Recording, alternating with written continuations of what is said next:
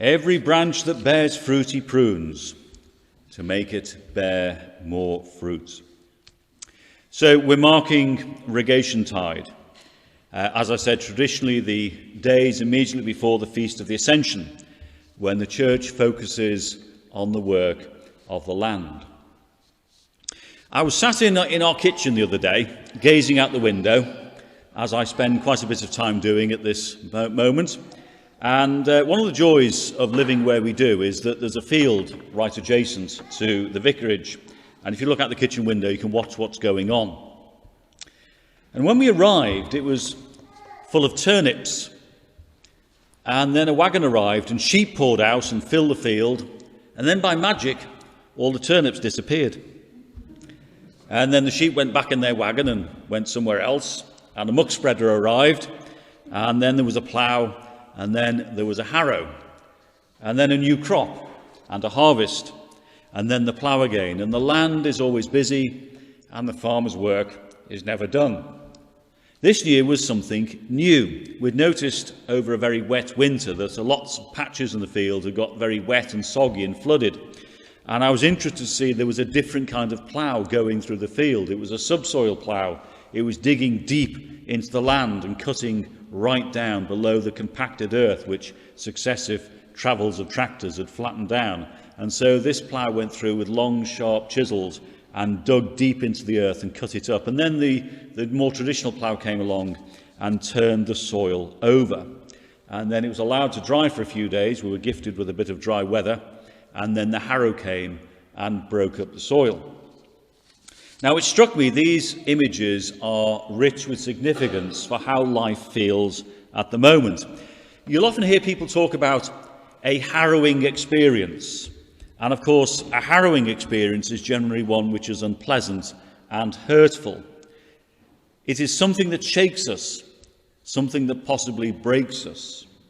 And as I watched those tractors crisscrossing the field, I had a sense this is how things feel for us now as a community. Like the ploughed earth, our lives have been overturned. And this year, the overturning has been deeper than we might have experienced ever before, or certainly for a very long time. Things which we thought were solid and reliable and fixed and we took for granted have been cut up and overturned. And then comes the harrowing. Now, in the old creeds, when you came into church and you spoke the creed, you would say the words that Christ descended to the dead. And on Holy Saturday, that's the Saturday between Good Friday and Easter Sunday, it marks the time when Christ was dead. And in the old traditions, that is called the harrowing of hell. It's when God breaks the power of death. Harrowing is about breaking. The harrow breaks up the soil. And it struck me that in this there is a curious new significance. This word which we avoid, because a harrowing experience is a nasty experience. It's also the word we use for the preparation of the ground which makes new planting and new life and new growth possible. You can't have a new beginning without harrowing. And I suspect many people have a sense of lives being overturned and of lives being broken in so many ways. And I know that people who are finding it difficult to reconnect with what went before.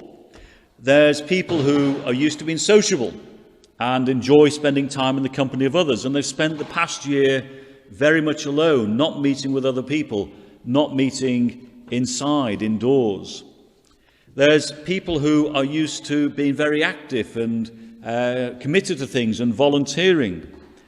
And they speak to me of having a diminished sense of confidence. People have told me, I used to do all sorts of things. I used to be involved in this and run that and do that, but now I'm just not sure how I'm ever going to take any of that back up again. People say they've lost their spark, they've lost their motivation. And you hear it so many times from so many people in so many ways. And I think the first thing we need to do is we need to accept this. We need to accept this an experience which we, both as individuals and as a community, as a church, and as a society, this is an experience we have to recognise and own. And in this season of Rogationtide, we get a sense of how things are, a facing of facts. This is what we feel, and this is what we experience. But also to hold together in this overturning and in this breaking. This in Rogationtide, we see in that also, these are the ways in which land is prepared for a new planting, a new beginning. There is, on the one hand, this sense of brokenness, but also, on the other hand, a sense of maybe we're being prepared for something new and something different. And just hold those two together because they matter. Now, Jesus said, as our reading was, every branch that bears fruit he prunes, and he prunes it to make more fruit. Now, I don't know about you, but I really don't want to be pruned. I do not like the idea of somebody coming along with a pair of loppers and chopping bits off. That's not a very comforting thought. But you know, God has other plans. And when Jesus said these words, people probably didn't take them as great words of comfort. They probably went, ooh, I'm not sure I really like the idea of that. But we need to take it seriously, because this is the same as the parable of the talents. Remember the parable of the talents? The servants who used their talents wisely were given more trust placed in them. Those who put their talents in the ground and sat on them, from them even what they had was taken from them. It's the same hard saying. God expects us to use what we've got and who we are wisely and well. He wants us to bear fruit. And those who bear fruit he will prune to bear more fruit. So sometimes when life is uncomfortable and we think we're being pruned, it's actually a sign that God is working in us. It's not something to shy away from or avoid. Now, that doesn't mean to bear fruit you have to dash out and do something that makes the headlines. But I was pleased to see that when a survey was done of what has been the glue that has held communities together, what has kept people going through these hard months, churches were at the heart of that activity. Churches were places where people had come together, where good things had been done, where fruitful things had happened. But we don't have to go out and make the headlines. God isn't looking for heroes. As Edward King said, what we need is a few quiet saints, people who will do the unseen and the unsung, and do it gladly and joyfully, knowing it bears fruit, because this is what God wants us to be doing. Now, a few years ago, we ran a course, and the course began with a story, which I'll share with you. And it's a story about a guy called Peter. I don't know if that was his real name. It's just the name we were given for the story. Now, Peter had lived in the same place for 25 years, and he came to retirement. And he decided when he retired he needed to make a fresh beginning, so he moved to a new town. And when he got there, he realised he felt utterly lost. He had no job for the first time in his whole life. He didn't have a local church, which was a big part of his life, and he felt very disconnected because of that. He didn't have any friends. He had no connections. So what was he to do with this empty space he was in and this time he had? In a sense, Peter's life had been ploughed up and harrowed. Like a field, his life was empty. And in the emptiness, God makes new beginnings. So Peter prayed. And he took a risk, because the prayer he prayed was simply this. He said to God, "What do you want me to do? What do you want me to do?" He didn't get an immediate answer, because it doesn't work that way. What do you want me to do? Every morning when he said his prayers, he asked God, what do you want me to do? And that's taking a risk, because you have no idea what the answer will be. And one day in his prayers, he got this sense of an answer forming. And it came in a verse from the prophet Jeremiah. And the verse is this: "Seek the peace and prosperity of the city to which I have carried you in exile." Seek the peace and prosperity of the city to which I have carried you in exile. Peter felt he was in exile. And I guess quite a few of us have spent times of this year feeling a bit we're in exile. We're not in the place we know. We've been carried into a strange land and a strange place. So what does that mean? Seek the peace and prosperity of this place where you are now. What does that mean? Well, one of the things Peter did most days, he went out for a morning walk. And on his usual walk, he went through a park.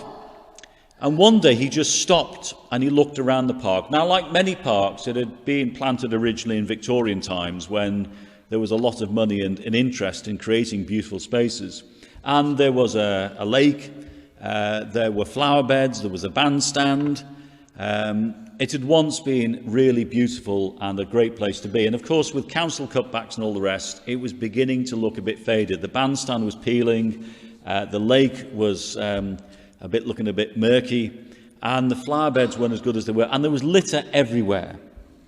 And it just was a sad sight. It didn't speak of the peace and prosperity of this place. It spoke of neglect and of harm. And Peter thought, this is what God is calling me to do, in this place, in this time, to make a difference. So, he went to Screwfix. All right, now you've all been to Screwfix, or at least many of you have. It's a great place. Our taps started leaking during lockdown. And would you believe it, they're not the standard type of fitting in our taps. I looked everywhere. Screwfix is the only place I could get the fitting that went in our taps. And their click and collect service was absolutely marvellous. You dialed it up online, paid for it on the phone, and you went there and it was waiting for you when you picked it up. Absolutely marvellous. This sermon is not sponsored by Screwfix. There's other great stores available as well. But Peter went to Screwfix and he bought one of those litter pickers, you know, with the jaws that you can pick stuff up without bending down, and a roll of bin bags. And he just went round the park picking up litter. Every morning on his walk with his litter picker and his bin bags, he went picking up litter. Nobody really noticed. They just carried on walking by him. But he did it every day. And eventually somebody stopped. And they said to him, really pleased to see you doing this, because the park is beginning to look better and cleaner and nicer and tidier, and you're making a difference. What made you do it? And Peter said, I prayed to God, and he told me, look after where you are.